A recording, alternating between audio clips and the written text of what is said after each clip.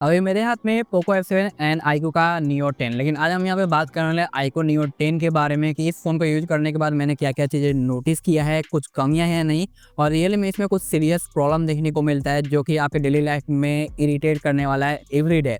वो चीज़ें मैं आपको बताऊँगा, साथ ही इस फ़ोन में क्या-क्या बेनिफिट्स मिलते हैं अगर आप इसे बाय करते हो, वो भी चीज़ें मैं आपको यहाँ पे बताने वाला हूँ। और एक प्रॉपर रिव्यू होने वाला है हमारे आईक्यू नियो 10 का, यहाँ पे मैं कंपेयर नहीं करने वाला, नेक्स्ट वीडियो में कंपेयर करेंगे। तो चलिए देखते हैं क्या कुछ कैसे है। अगर आपने इसे ऑलरेडी बाय कर लिया है तो डरने की जरूरत नहीं है, या बाय करने वाले तो भी डरने की जरूरत नहीं है, बस आप यहाँ पे देख लो।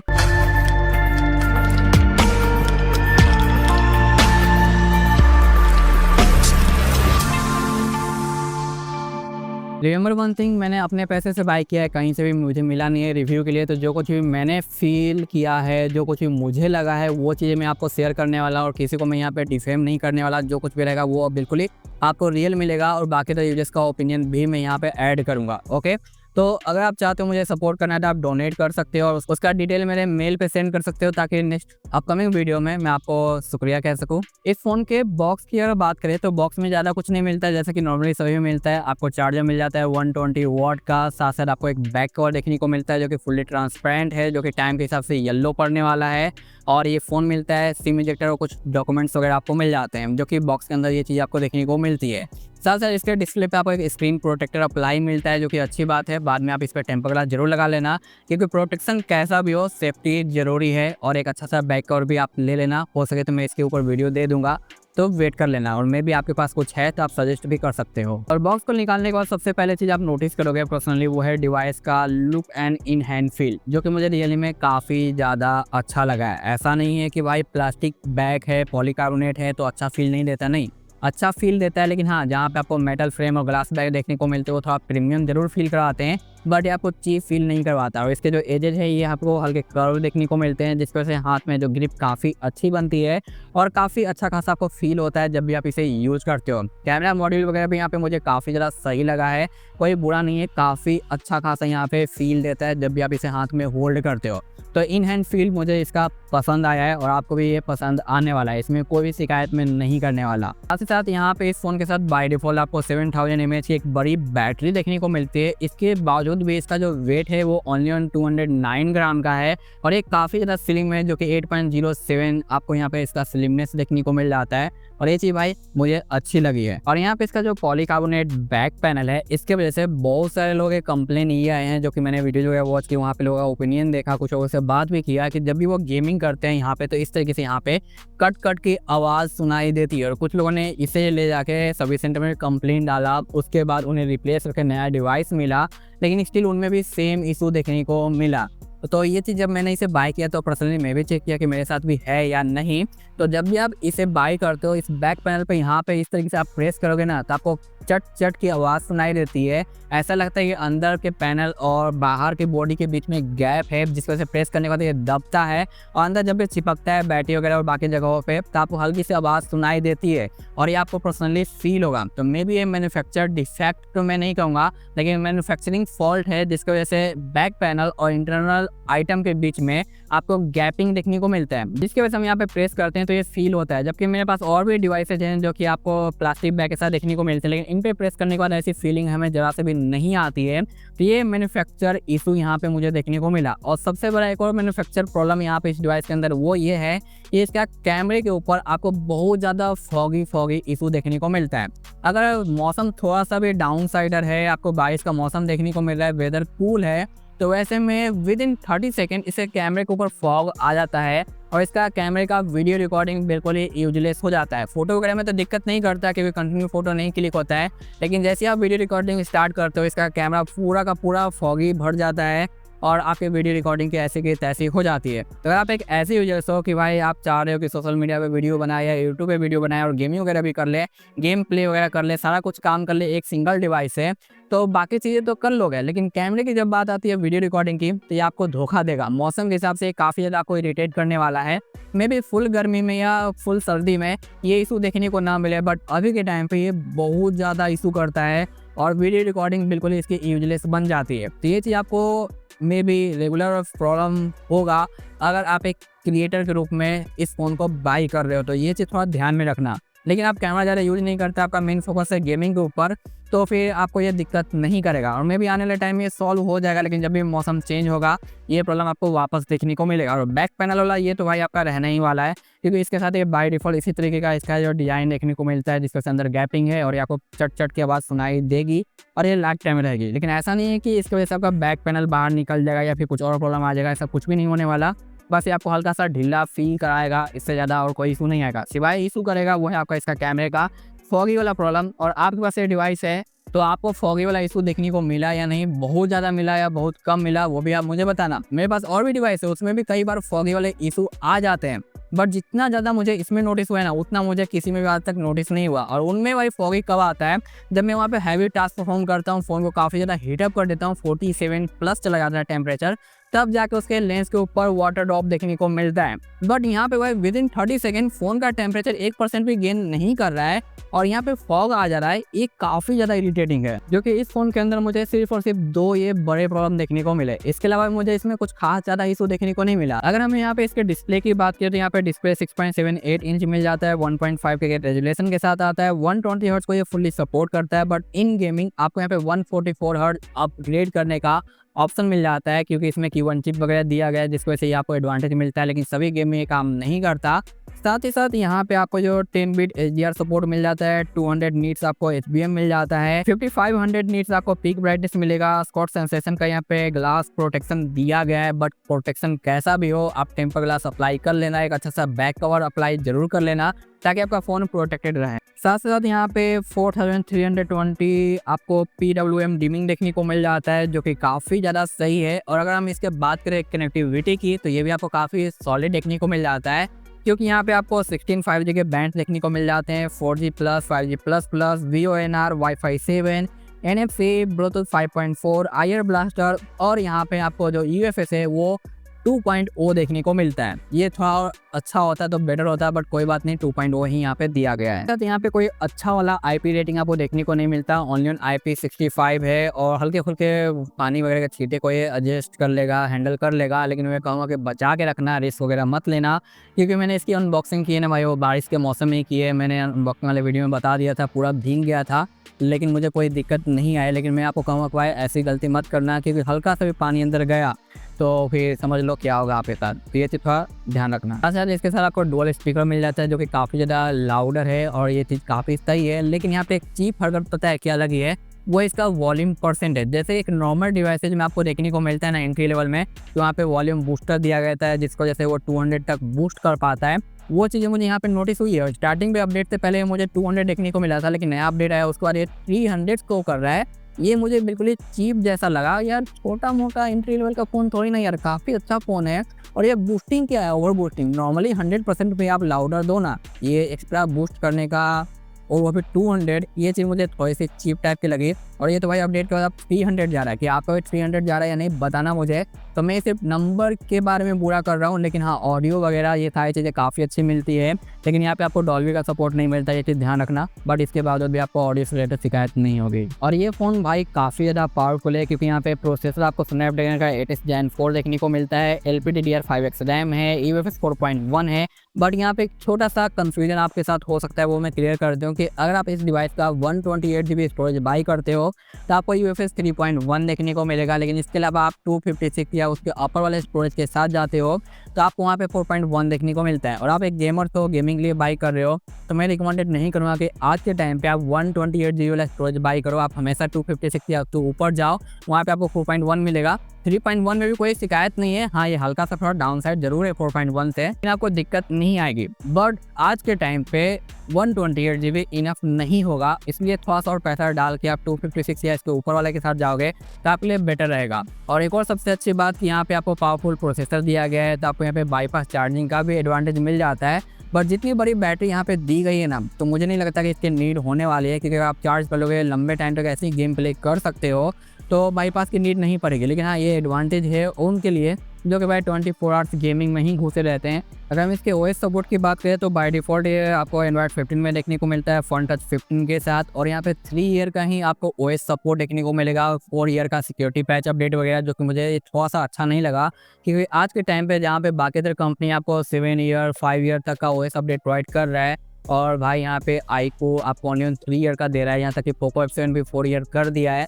तो कम से कम 4 या 5 ईयर हो जाए तो बेटर रहेगा। और मुझे लगता है कि ओरिजिन OS आने के बाद शायद इस पॉलिसी में चेंज आएगा, बट अभी के टाइम पे इसके साथ आपको 3 ईयर का ही देखने को मिलता है। इस फोन में आपको कुछ एड्स देखने को मिल जाते हैं, कुछ ब्लॉटवेयर देखने को मिलते हैं जो कि आजकल हर एक फ़ोन में रहते हैं नॉर्मली, तो उसे आप इजीली अनइंस्टॉल कर सकते हो, डिसेबल कर सकते हो, जो कि कोई बड़ी पॉइंट नहीं है।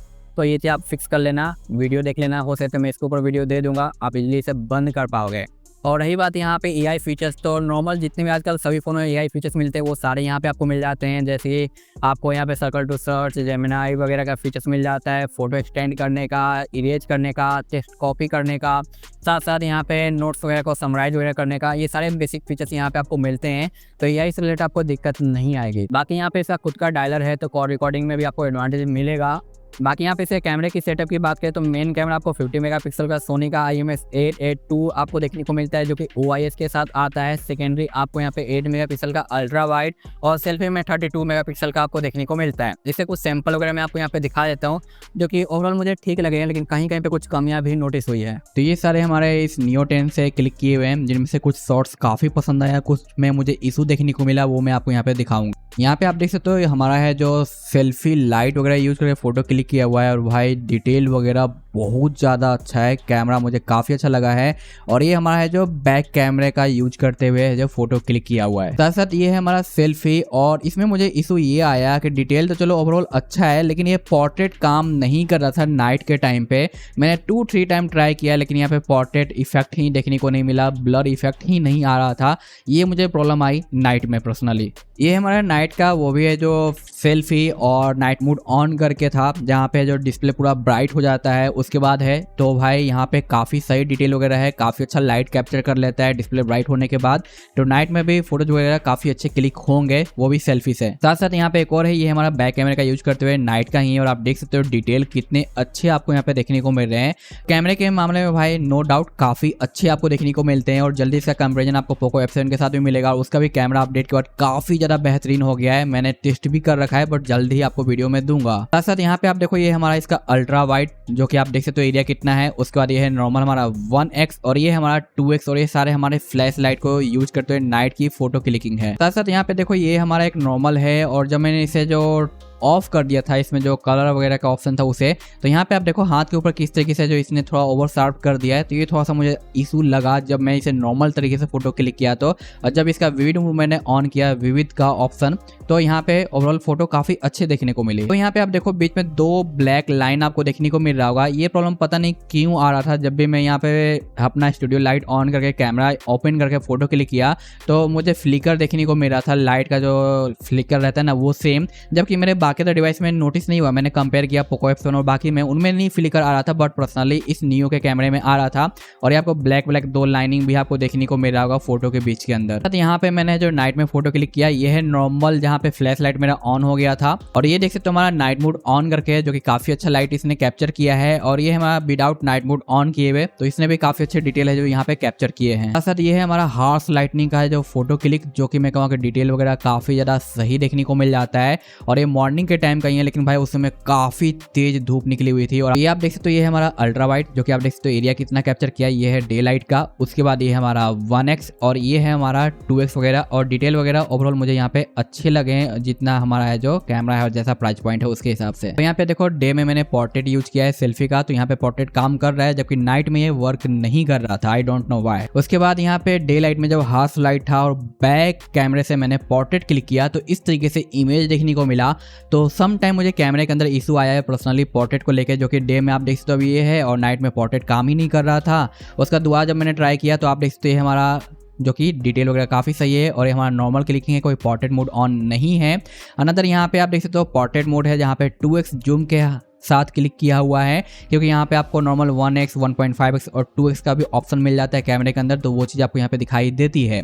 साथ साथ ये है हमारा 1x पे पोर्ट्रेट, जो कि इस बार इसने जो काफ़ी सही तरीके से काम किया है, और एज डिटेक्ट वगैरह भी काफ़ी हद तक सही है, कहीं कहीं पे मिस कर देता है, लेकिन हाँ यहाँ पे डिटेल वगैरह आपको काफ़ी सही देखने को मिलता है। एक देखो मेरा रिकॉर्डिंग है जो कि 4K का 60 fps का रिकॉर्डिंग है, और यहाँ पे आप देख सकते हो किस तरीके से आपको डिटेल वगैरह देखने को मिल जाता है, जो कि आपको पता चल रहा होगा। और यहाँ पे थोड़ा सा स्टेबलाइजेशन वगैरह भी मैं आपको शो कर दूंगा। और हाँ, स्टेबलाइजेशन इसके काम कर रहे हैं अच्छे तरीके से, यही से कि किसका किस तरीके से यहाँ पे देखने को मिलता है। बट यहाँ पे स्टेबलाइजेशन मुझे काफ़ी हद तक अच्छा देखने को मिल रहा है नियो का, लेकिन वो तो हम बाद में चेक करेंगे। अब मैं थोड़ा वॉक, आप देख सकते हो यहाँ पे स्टेबलाइजेशन ओवरऑल आपको काफ़ी सही देखने को मिल जाता है, जो कि 4K के अंदर भी वर्क करता है। अब थोड़ा मैं यहाँ पे रन करने वाला हूँ हल्का सा तेज़ स्पीड में। अभी है हमारा सेल्फी से 4K का 60 fps रिकॉर्डिंग, जो कि मुझे काफ़ी अच्छा लगा कि यहाँ पे 4K का दिया गया है, जबकि पोको F7 में नहीं मिलता। कंपैरिजन नहीं है, बस मैं आपको पॉइंट बता दे रहा हूँ, ठीक है। और यहाँ पे आपको बाकी अदर चीज़ें भी देखने को मिलेगी, लाइट कंट्रोल वगैरह सारी चीज़ें। तो यहाँ पे आपको आइडिया लगेगा डिटेलिंग में। जाहिर सी बात है कि भाई 4K है तो रिकॉर्डिंग अच्छी ही होगी, बट देखते हैं कि बाकी अदर चीज़ें कैसे देखने को हमें मिलती है। ओके, ऑडियो तो मैंने आपको पहले सुना दिया था, मे बी इसमें भी मैं आपको सुना दूँ। तो ये कुछ इस तरीके से आपको देखने को मिलता है। यार बहुत तेज़ धूप है, कल फुल ऑन बारिश और आज फुल ऑन धूप। सेल्फी में आपको यहाँ पे स्टेबलाइजेशन देखने को नहीं मिलता, थोड़े से में काफ़ी ज़्यादा फ्लिकर कर जाता है, जबकि बैक कैमरे में आपको जो सही देखने को मिल जाता है। लेकिन नो डाउट कैमरा काफ़ी अच्छा है, बट सम टाइम वही पोर्ट्रेट से रिलेटेड इशू करता है। तो इस फ़ोन के साथ मिलने वाले सारे स्पेक्स काफ़ी ज़्यादा बेहतरीन है और मुझे रियली में काफ़ी ज़्यादा अच्छा लगा है। मुझे कोई शिकायत नहीं है सिवाय 2 चीज़ों के, वो है इसका बैक पैनल और कैमरे के अंदर फॉग का इशू आना। इसके अलावा मुझे कोई ज़्यादा दिक्कत नहीं आई। अगर आप एक गेमर्स और स्पेशली BGMI करते हो तो आपके लिए one of the best device होने वाला है, क्योंकि BGMI यहाँ पे काफ़ी ज़्यादा ऑप्टिमाइज है इसके OS के साथ, तो आपको काफ़ी ज़्यादा बेहतरीन सपोर्ट मिलता है। लेकिन इसके अलावा बाकी अगर गेम प्ले करते हो तो वहाँ पे हल्के फुल्के आपको ड्रॉप्स वगैरह देखने को मिलेंगे, और ये सिर्फ मेरा ओपिनियन नहीं है, बाकी जितने भी यूजर्स हैं इसे यूज करें उनका भी ओपिनियन मैं यहाँ पे ऐड कर रहा हूँ कि BGMI काफ़ी सही है, लेकिन बाकी जगहों पे दिक्कतें आती है। बट इतना ज़्यादा दिक्कत नहीं आता कि आपका बेकार गेमिंग हो, गेमिंग अच्छा रहेगा, लेकिन फ्रेम ड्रॉप वगैरह आपको देखने को मिलेंगे। तो आप देख लेना कि आप गेमर्स हो स्पेशली और BGMI प्ले करते हो तो आपको कोई दिक्कत नहीं आने वाली। और आपने ऑलरेडी बाय कर लिया तो टेंशन मत लेना कि फॉग से रिलेटेड या बैक पैनल से रिलेटेड ये आपको टाइम टू टाइम देखने को मिलेगा और टाइम टू टाइम देखने को नहीं मिलेगा फॉग का। लेकिन बैक पैनल वाला ये आपको हमेशा दिक्कत देगा, फील कराएगा कि भाई बाहर निकल रहा है, बट ये बाहर निकलने वाला नहीं है। आपको ऐसा कोई इन फ्यूचर लॉन्ग विजिट पे दिक्कत नहीं आने वाला। और जो कुछ भी जैसा कुछ भी रहेगा मैं अप टू डेट करता रहूँगा, क्योंकि पर्सनली मैंने इसे अपने पैसे से बाय किया है। तो जो कुछ भी आता रहेगा मैं आपके साथ शेयर करता रहूँगा, ताकि आपको सारी चीज़ें पता चल सके। तो बस आज के लिए इतना ही सा था। वीडियो अच्छा लगा है तो यार लाइक कर देना, फिर से मैं रिक्वेस्ट कर रहा हूँ चैनल पर नए हैं तो सब्सक्राइब कर देना, और पॉसिबल हो तो हाइप भी जरूर देना। मैं नेक्स्ट वीडियो में इसका कंपैरिजन भी लाने वाला हूँ पोको F7 के साथ, ताकि आपको अच्छा खासा आइडिया लग सके। दोनों अपनी अपनी जगहों पे काफ़ी ज़्यादा अच्छे हैं। अगर आपने इसे बाय किया है तो भी आपको कोई दिक्कत नहीं होने वाली, आपने इसे बाय किया है तो भी कोई दिक्कत नहीं होने वाली। लेकिन जब दोनों को एक साथ रखते हैं और कंपेयर करते हैं तो कौन यहाँ पे अच्छा परफॉर्म करता है, कौन थोड़ा सा बुरा परफॉर्म करता है किस किस सिनेरियो में, वो चीज़ें मैं आने वाले टाइम में आपको बता दूंगा। और एक और चीज़ मैंने इसके UI के अंदर नोटिस किया है, जो कि आज के टाइम पे सभी एंड्रॉयड स्क्रीन के अंदर होता है, कि जब भी आप कोई फोटोज या गेम प्ले वगैरह यूज करते हो, जब आप अपने फ़ोन को रोटेट करते हो ना, तो कॉर्नर पे एक यहाँ पे पॉपअप आ जाता है रोटेशन बटन का, जिस पे क्लिक करके आप अपने पूरे UI को रोटेट कर पाते हो उस स्पेशली एप्लीकेशन के लिए। और वो चीज़ यहाँ पे मुझे नोटिस नहीं हुई है। ये थोड़ा सा सम टाइम आपके यूजर एक्सपीरियंस को ख़राब कर सकता है। और साथ साथ कुछ कुछ एप्लीकेशन फ्लोटिंग विंडो में इसके काम नहीं करते हैं, जबकि बाकी अदर UI के अंदर वो इजीली काम करते हैं। तो ये छोटी छोटी चीज़ें है जो कि आप अपने फ़ोन को रेगुलर यूज करोगे ना तो नोटिस होगी। और ये नोटिस कब होगी, जब आप किसी और एंड्रॉयड स्क्रीन को यूज कर चुके हो। तो अदरवाइज आप शुरू से फन टच वगैरह यूज कर रहे हो तो आपके लिए ये होना और ना होना एक जैसा होगा, क्योंकि आपको इसके बारे में पता ही नहीं होगा। लेकिन जब आप किसी एक स्क्रीन से दूसरे स्क्रीन पे स्विच करते हो ना, ये छोटी छोटी चीज़ें आपको यहाँ पे नोटिस होती है कि ये उसके अंदर हो जाता था इजीली, बट यहाँ पे नहीं हो रहा। तो ये कोई बिग इशू नहीं है, लेकिन हाँ पर्सनली मैंने नोटिस किया है तो बता दिया। और मे भी ओरिजिन OS के साथ ये सारी चीज़ें फिक्स हो जाएगी, तो थोड़ा सा वेट करने की ज़रूरत है। मैं मिलता हूँ नेक्स्ट वीडियो में। Thanks for watching, bye bye.